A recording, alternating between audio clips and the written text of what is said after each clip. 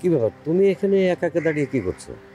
তুমি তো রুমে ছিলে না, আমার একা একা একদম ভালো লাগছিল না, এই জন্য একটু বাইরে এসে হাঁটাহাঁটি করছিলাম। আচ্ছা, ওই অর্ণব ছেলেটা কি তোমার পিছু নিয়েছিল? ওই ছেলেটাকে দেখা মাত্রই আমি গা ঢাকা দিয়েছি। এই রহস্যের কোন কিনারা যে কি আমি বুঝতে পারছি না।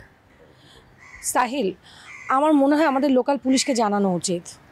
না না না না, সেটা এখনই জানানো ঠিক হবে না। কিন্তু ও যদি পরে আমাদের কোনো একটা ক্ষতি করে ফেলে?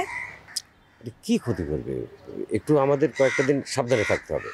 আমি 2 দিনের মধ্যে ওর আসল পরিচয় খুঁজে বের করবো। ওর পরিচয় তুমি কিভাবে বের করবে? সেটা সময় হলে জানতে পারবে। চলো এখন রুমে যাই। আচ্ছা ঠিক আছে।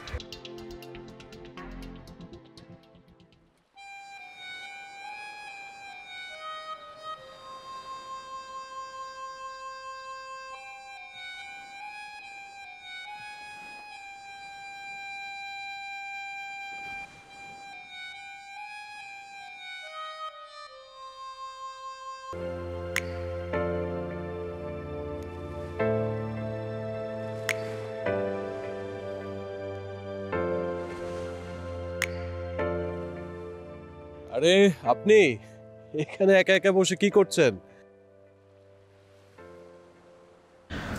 আরে আপনি এখানে?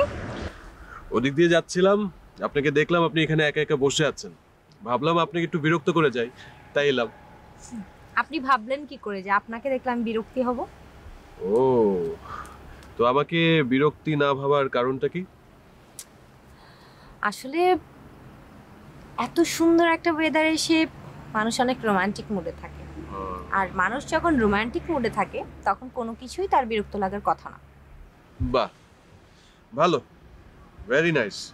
তাহলে তো কিছুক্ষণ এখানে বসে আপনার সাথে আড্ডা দেওয়া যাবে নাকি? আমার তো কোনো আপত্তি নেই, আপনার যদি কোনো আপত্তি না থাকে অবশ্যই বসতে পারেন। আরে আমার কেন আপত্তি থাকবে, আই লাভ টু।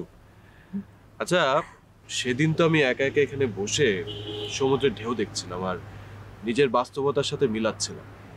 আপনি এখানে একা একা বসে কি করছেন? আমি এখানে বসে বসে সমুদ্রের ঢেউয়ের সাথে সাথে কারো প্রতীক্ষায় ছিলাম। ঠিক কিরকম?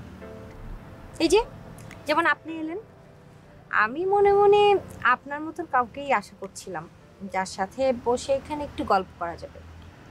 কিন্তু আমার তো যেতে হবে, মানে আমার একটু কাজ আছে। ওমা, আপনি এলেনই বা কেন, আর এখন চলেই বা যাচ্ছেন কেন? এসেছি আপনাকে দেখে, ভাবলাম যে এদিক দিয়ে যাচ্ছি, যদি দেখা করে না যায় সেটা আমার কাছেই খারাপ লাগবে। আর যেতে হবে প্রয়োজনে তাগিদে। সরি। এত কিসের প্রয়োজন আপনার যে এখনই যেতে হবে? আহ সেটা তো বলা যাবে না। এখন উঠি, পরে আবার দেখা হবে। ওকে, আচ্ছা ঠিক আছে। See you. ওকে।